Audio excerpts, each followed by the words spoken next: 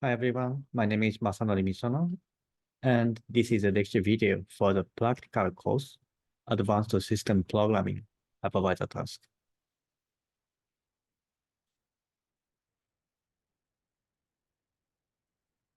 In this lab, you will learn the basics of hardware-assisted virtualizations and InterVTX as a specific example. This lab also covers Linux KVM and its X system, that is a widely used framework to implement a hypervisor on Linux.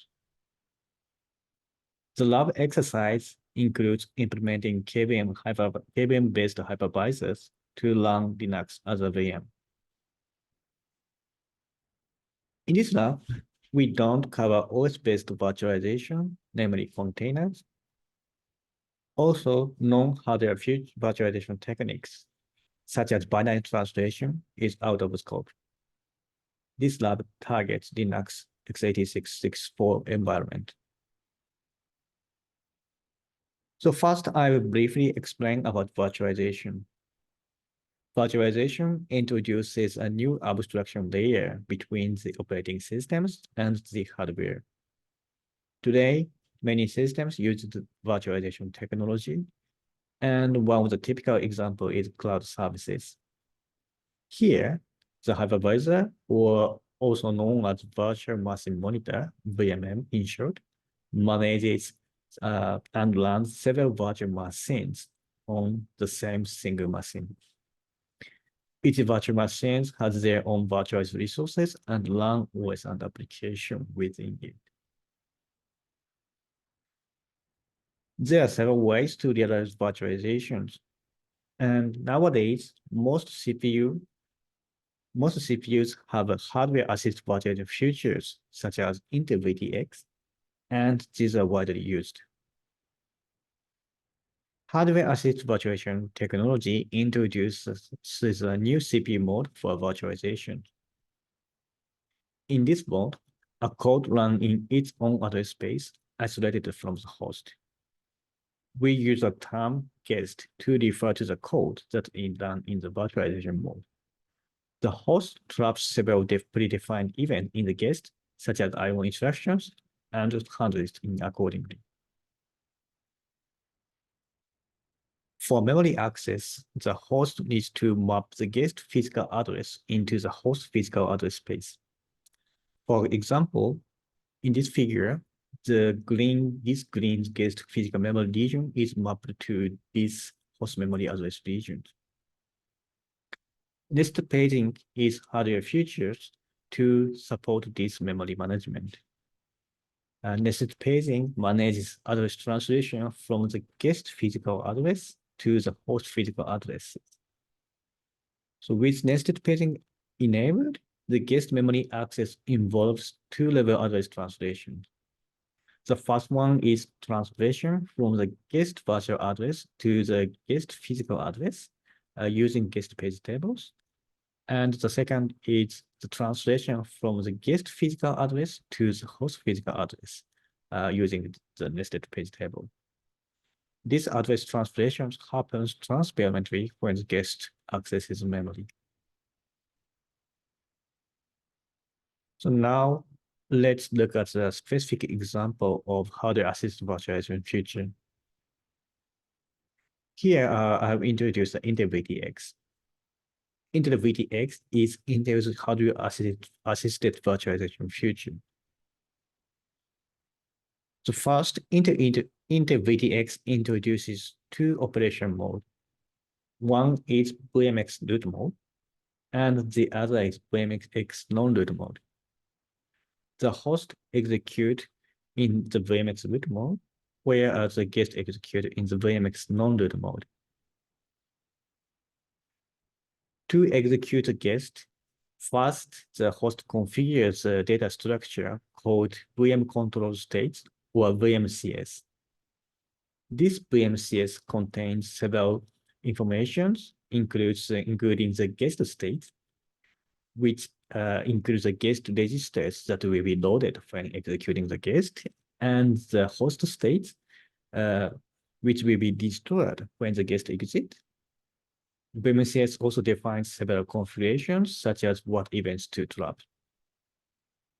The hypervisor also configures EPT, that is nested paging for VDX. The host executes the guest using a special instruction. This entry event is known as a VM entry.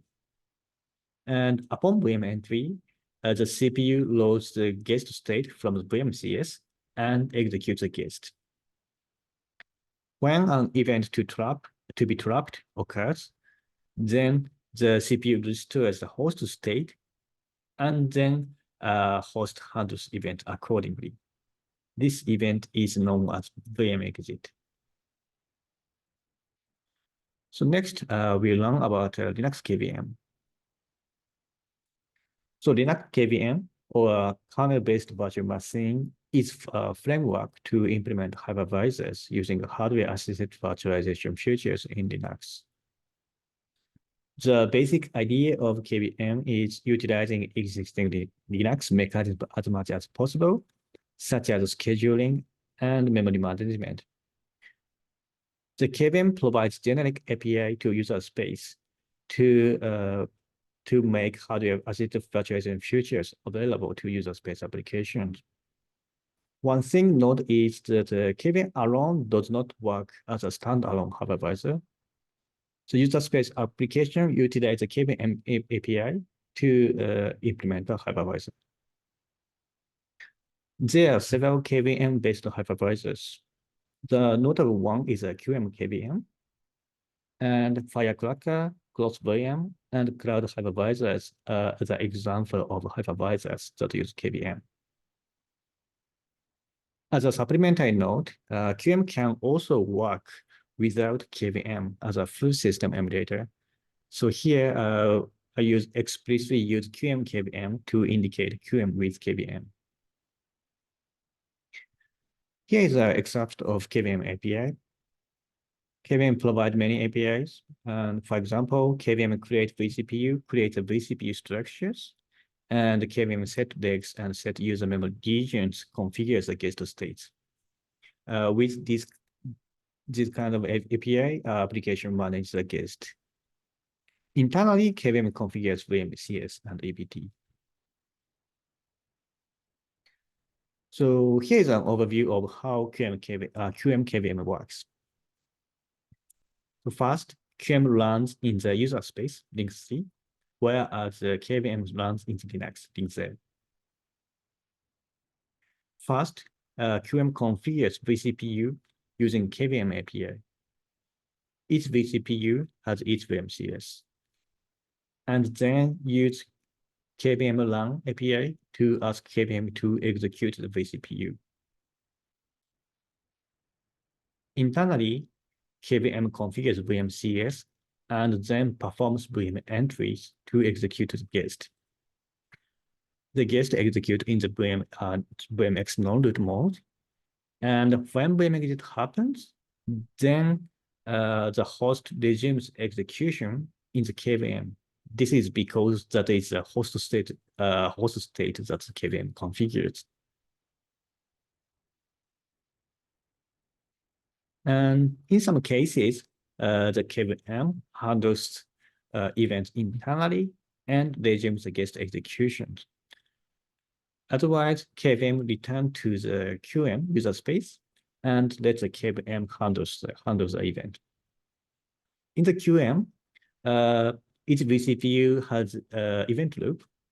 So in this event loop, handles VM exit events and then resume vCPU execution by calling KVM run API again.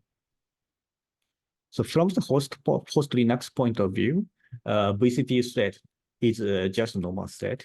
And also the guest memory is a memory region that the QM allocates using memory API, such as mmap. So this is a quick overview of how QM KVM works.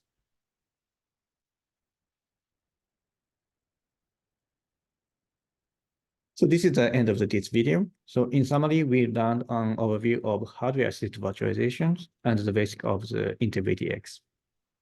We also learned about the Linux KVM. Next, KVM provides API to utilize hardware-assisted virtualization features on Linux to implement hypervisor. Nowadays, many hypervisors use KVM. In this lab exercise, we work on KVM and implement a minimal hypervisor with it. Please check the task repository for the detail. Here's a list of references. Thank you very much for your attention.